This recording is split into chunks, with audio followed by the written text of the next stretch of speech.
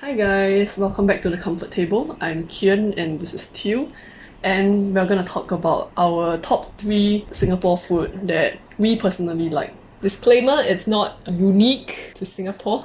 Some places around Singapore may have this food, but they may not necessarily taste the same as the Singapore version. I almost said variant, sounds like. For example, our friendly neighbour Malaysia. So you might find some of this food in places other than Singapore, but we tried our best to only list the ones that are somewhat more localized, as in the sense that like it's at least restricted to this region. It's not like we're not listing like sushi in it, for example. A big part of the Singaporean identity is food, right? And queuing for food. Honestly, I feel like food is a very Singaporean thing, and I'm honestly here for it because I like food. Yes. Like tracking a bit before we list what our top 3s are. I feel like a big thing that I always miss whenever I'm not in Singapore is the huge variety of food that we get in Singapore. Of course, there's like local food, which we are going to be listing later, but like if I suddenly feel like having Japanese or Korean food, we can find pretty decent food of most cultures here. Of course, not every culture, but like there's way more than like most other countries. Yeah, thankfully Singapore is pretty international in that sense. I feel like it's maybe one thing that we take for granted, but I'm very, very grateful for.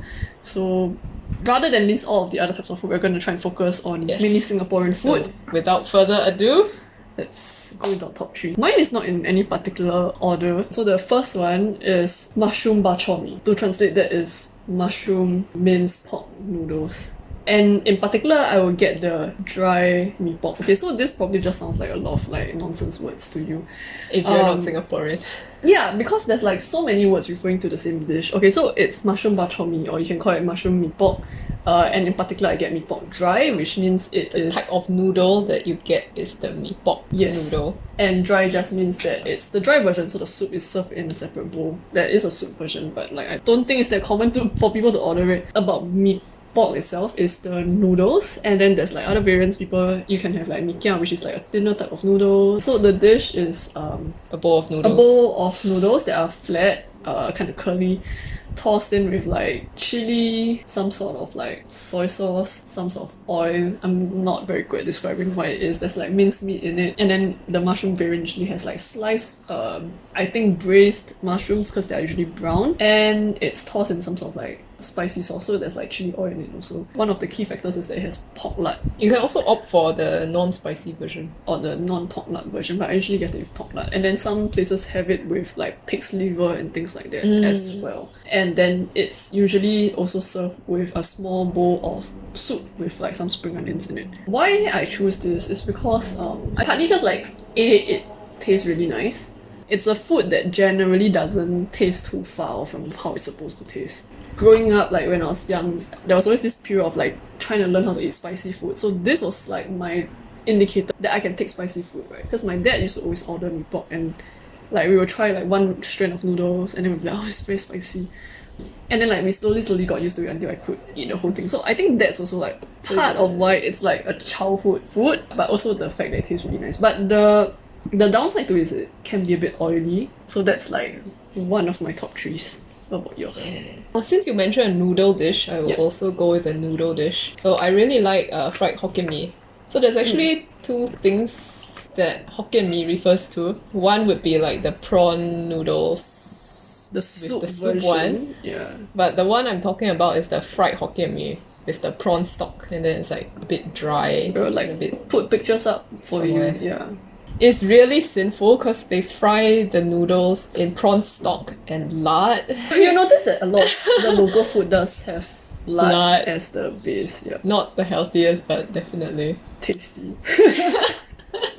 So I like it because I guess it's hot temperature wise, and it just tastes very comforting. You get like the seafood taste and the lard taste, and then it's just no fuss noodles with some prawn and squid and strands of squeeze lime over it. Yeah, so it's just good, man. Like what else can you... It almost made it into my list as well. They also serve it with a side of chili, so yeah, you can sambal chili, which is really nice. Why I like it is I think also because it's something I grew up with. I mean, of course we grew up with all the foods in Singapore, right? Because we grew up in Singapore. Yeah, you can get most of the food in a food court. Yeah, I think my mom really likes this dish as well. Oh, but she also likes the other version as well. So The soup one. yeah, but because I like unhealthy food. There is another version of fried Hokkien Mee that is, I think, Malaysian. So in some, you can get it in Singapore as well, but like it would usually be mentioned that it's Malaysian Hokkien Mee. Yeah, so it's black. It tastes a bit different as well. So initially I used to think that it's just like has soy sauce or sweet sauce or something, but it actually tastes different. The Malaysian Hokkien Mee tastes closer to like somewhere in between a hor fun and char kway teow than what The one I like. And also with like food terminology in Singapore, it's not so clear cut. A lot of different names can refer to the same food, and the same name can refer to a lot of different foods. Just because like regionally, like Southeast Asia and like our close cousins like Malaysia, and some of the foods that we have come from like Indonesia, Philippines. Yeah, Singapore is just it's a international like that. mishmash. Yeah. Yeah, so even our local foods have a lot of this kind of context to it. My next two options that I'm gonna share are not like mains anymore. I'll share the next one is closest to a main first. Okay. So the next one that is in my top 3 is prata. Roti prata is like fried crisp. Most of the time in Singapore it's crispy, so it's like crispy fried dough. It has been folded multiple times into like this kind of shape, so it does have some sort of layers when you bite into it, but it's relatively flat and crispy. I like the plain version, and I also like the cheese version. I do not like the popular one, which is egg. So it comes with like plain. It comes as plain, but there can also be You can add ingredients. stuff inside, in between your inside. folding. I usually have it with as breakfast. I know there are people who have it as lunch. There are some places that sell it as lunch, but a lot of prata places, I mean, if it's a prata place, it probably sells it the whole day, but if it's like a hawker centre, it tends to only sell it in the morning and then the switch to afternoon, like other meals for afternoon. Wait, I should mention that I have it with curry. I do not like it with sugar. To me, it's just kind of like a sinful breakfast food. It's like a treat once in a while. But you eat it plain, how simple can it be? I actually like it nicer, plain, because I find the egg one a bit, like, I don't really like the taste of the egg in it. Oh. I just like the fact that it's crispy and that there's like chewiness. And when you dip it into the curry, it's really nice. I actually eat it either egg or plain because I like the fluffiness of the egg. I don't like the egg taste. So like, I think egg prata is like just a casual survey around people that I know. It tends to be the most popular, but I don't like it. I've tried it before, but I just don't like it. One that I do not like is the onion one. I've not tried it. But usually nowadays I will eat like one plain, one cheese. In the past it'd be like two plain. When I was younger, I used to eat it with sugar because I couldn't eat spicy food yet. Is it because it's spicy? Or it's just because it's like sweet and like it's because crunchy? at that time I couldn't handle spicy food yet, and then if you eat it plain, it's just like oily and gross. I feel like my favourite stuff tend to be a bit like greasy, on the greasy side, because I guess outside food tends to be like more of an occasional thing because my mum cooks a lot. So it's like we eat quite healthily at home. So when I do eat out, then it tends to be on a heavier or greasier side of things. But also like in general, Singapore food tends to be relatively Hawker greasy. food. Yeah. Tends to be unhealthy. Yeah. That's why But it's also good, prata right? is technically an Indian food. Like I believe there's paratha in other parts of India has naan. But then like their paratha is not exactly like our prata. I don't really know. It's So a Singaporean invention. it's a bit like I don't know, it's just slightly different here, I guess. Yeah, so my other two on the list is also not like a main dish. So I mentioned that I like egg prata, right? So this is an egg dish. The next dish on my top 3 list is Orh Luak, or oyster omelette. It's basically what is described as. It's oyster and eggs. It's oyster and eggs. How can you go wrong with that, right? Like, but you know, it's a cholesterol bomb, but let's leave that aside. It's really good because it's hot temperature wise. Did I not? You like hot food? It's like creamy from the egg and creamy from the oyster. Have you ever had like foreign friends tried it before? No. There was one time we brought like some Korean exchange students to eat on, and they actually really like it. Yeah, which I found a bit surprising. I think it also depends on which nationality what their probably. food culture is, and Yeah, so they whether actually it's really similar. like Honor, so I was quite surprised. I didn't try it until I was very old, because I guess I was afraid that I wouldn't like the oysters or that I would have diarrhea. Yeah, especially with like raw shellfish, right? But this is cooked. It's okay. I think it depends also because I had a pretty weak stomach when I was a kid. Yeah, but it tastes really good. It's just very sinful. It's very simple. And I guess in recent years the prices have been going up. Yeah. Prices are getting more and more expensive. The next or last, I guess, on my list is Hu Tie Ping. Or I call it Hu Tie Ping, but I'm not very sure whether that's the correct name because I tried googling it and Hu Tie Ping brings up something else. Hu Tie Ping brings up Hu Tie Su, which is palmier, which is this layered pastry thing. But that's a different thing. When I tried searching Hu Tie Ping, which is what, like if I order Hu Tie Ping in Singapore at a pastry, like a fried youtiao pastry store, right, they will know what I'm talking about. But I don't know whether this is the correct name for it. I just order it in English. I just like this one. Some places call it butterfly bun, some places call it butterfly fritter. It's a dough fritter in the shape of a butterfly. Yeah, so like youtiao is like the salty, long, thin cousin of it. Because youtiao also has two parts, right? Just that it's long, and then Hu Tie Ping is like short and stout, and usually has like it's usually sweet. It's not so savory, and then like there's sesame coating, sesame seeds on it. The butterfly bun, whatever you want to call it, is really good as an afternoon snack with like a hot beverage of your choice. It would be coffee in the past for me, but now probably tea or yun yang. Yun yang is one of the things that they're making into this list. Yun yang is coffee and tea mixed together. I guess it's kind of like a Hong Kong thing as well, but like it's very common here in Singapore. So Yeah, so prata and this butterfly, they're both fried dough. yeah, I like carbs. I like dough and I like potatoes and I like rice and I like noodles. So what's your last? My last Top one three. is not carbs though. No, my last one is Char Siew. Just Which the is meat. just the Char Siew. Of course, I like dishes, mains that have Char Siew, like Char Siew rice or like wonton mee. But specifically, I like the Char Siew Not in the the rest of dish, it. not the rest of the dish. So Char Siew is roasted pork With some sort of sweet with some sort of sweet sauce. So they have the pork, then they put the sauce on it, and then they roast it, and then they reapply. I think Hong Kong also has this, right? Yeah, I think so. Yeah. Like dim sum, right?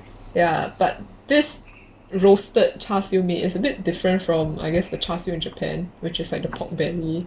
No, Yeah. the one I'm talking about is like the Singapore, Malaysia, Hong Kong, that kind of roasted shaola, roasted meats. Yeah. Why do I like it? Because it's sweet. It's sweet and it's, I don't know, it's like barbecue, but like Asian barbecue. Asian barbecue sauce. It's not as heaty as like regular barbecue as well. And I guess Char Siew, depending on the cut of the pork, you can get either like the lean part of the meat or like the fatty part of the meat. Usually I like the lean one, so I can have more chewiness. So I have a bias against char siu. I know it's possible to not do this, but let me just explain. I don't like char siu rice, which is usually because I don't like the noodles in wonton mee, so I would never order that.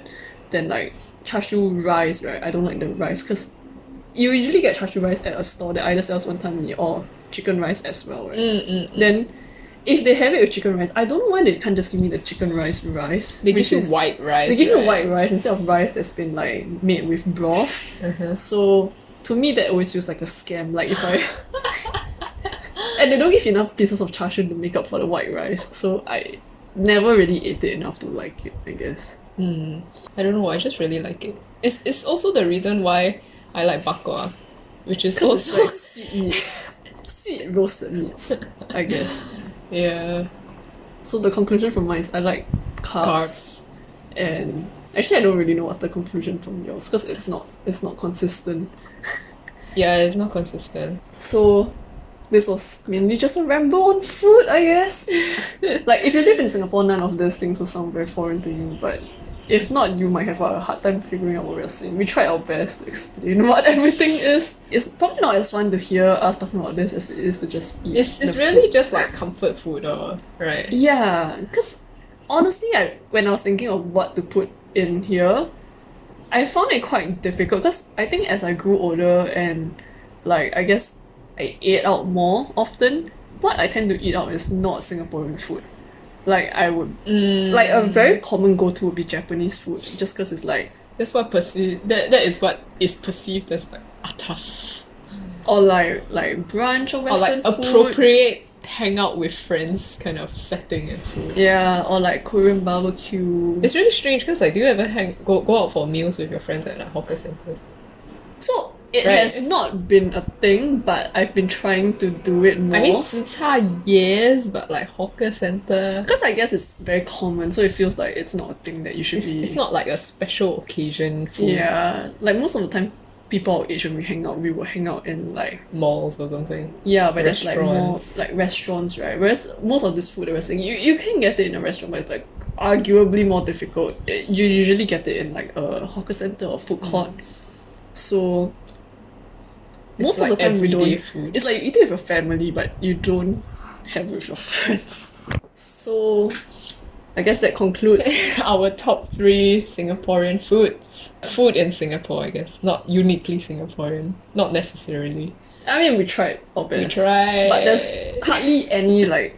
I think there's almost pretty much no food that is like completely uniquely Singapore. Yeah, just by our culture in general, because it's a mix of a lot of different groups of people. So I guess that's all for today. Actually, this is like mainly an easy video for us to just rent after the other video. The heavy topic Yeah. in the previous video. So if you like Singaporean food, you can share some of your top 3 with us. And yeah, I don't know. I don't feel like saying more. I feel like no one's watching our videos. And it's almost time for us to get dinner, and so this is not really the best topic to talk about right before dinner. 'Cause it's just making me hungry. Yeah, I'm just getting hungry, and I'm also getting sleepy because it's in the afternoon. Alright, so anyway, that's a very rambly like goodbye. We're just gonna leave it here. Bye!